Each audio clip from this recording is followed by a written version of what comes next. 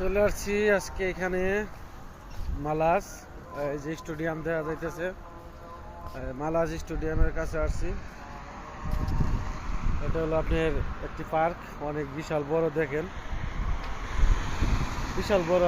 এটা যে আপনি যত দূর যাইতেছে ক্যামেরা, আরো ভিতরে জায়গা আছে, অনেক বড় একটা পার্ক।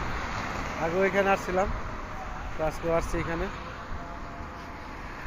অনেক বিশাল একটা পার্ক, আর পার্কের সাথে একটি স্টেডিয়াম আছে, হ্যাপি।